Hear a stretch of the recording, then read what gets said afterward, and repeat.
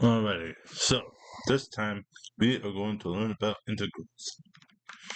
Uh, and their rules like antiderivatives of the functions, the areas, and a couple of physics applications, but not too many. Hopefully. Anyway, let's get going. So, um, if you're paying any attention at all, so if you might remember, uh, let's suppose that we have a function which we will call f of x. If we take the derivative of this function, it appears I missed a parenthesis. It will give us a new function, which I will now call phi of x. But let's say that we want to go back. We have phi of x, and we want to find out how to get f of x. Well, it's actually, this is where integration comes in. So, we have our equation phi of x. What we do is we simply take the integral, aka the antiderivative. This thing, it looks intimidating, but it's not as bad as it sounds. Trust me. We'll go through it. This will equal f of x. So let's go with like an example. Let's say that we have some function x cubed, and we want to take derivative, d over dx. Well, this, of course, well, maybe not of course, because I'm sure not do it, but this will give us 3x squared. But if we started off with, say, 3x squared, and we want to find the, antiderivative, all we have to do is take the integral with respect to x. And this will simply give us x cubed. And, this integral will have a use later when we talk about area, but this bit has a similar rule to this bit in the sense that it tells you which variable you are taking the integral to. Or if you're taking integral with respect to like x, t, m, or whatever. But now we'll go over like the mathematical meaning. So as you might recall, d over dx was analogous to the slope. So if we have like an equation, that goes like this, then, d over dx, this bit would tell us the slope. The slope. I don't know why I'm saying this over and over. At any point. Well, if we take the integral of our function, this gives us the area between 2 points. So, as an example, let's say that we have points x1 and x2. And they'll go up there, this one will go up here, and we want to find the area underneath.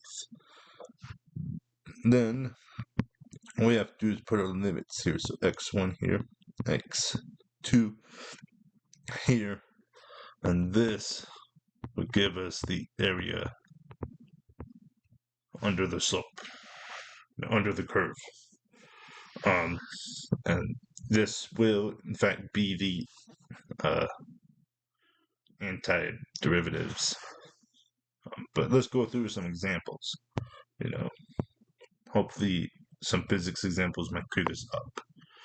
As you might recall, we can have a function x of t, which is, position at time t. For every input of t, there's some output of position.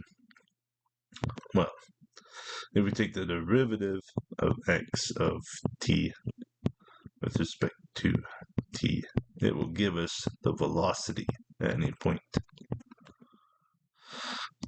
And if we take the derivative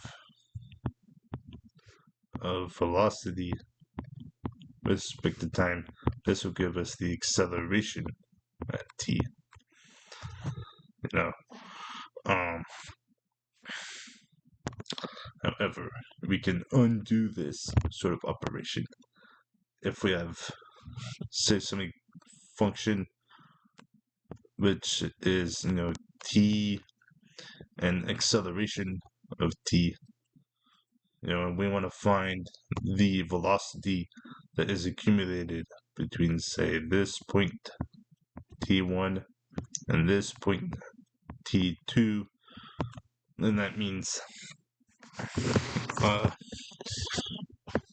if we take the integral of a of t dt, and we put in our limits of t1 and t2, this will give us the velocity from, t1 to t2. I don't know why I put this extra bit there. But you can also imagine it in terms of area, because this bit here, for example, is dt.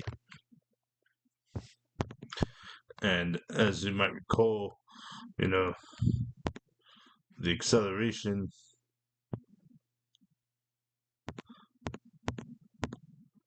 a of t is equal to dv over dt. So we take dv over dt, which is our acceleration, and if we multiply it by, say, dt, well, then of course dt and dt will cancel out because of division, and that will leave us with only the change in velocity through the points. That's how this kind of works, if that helps.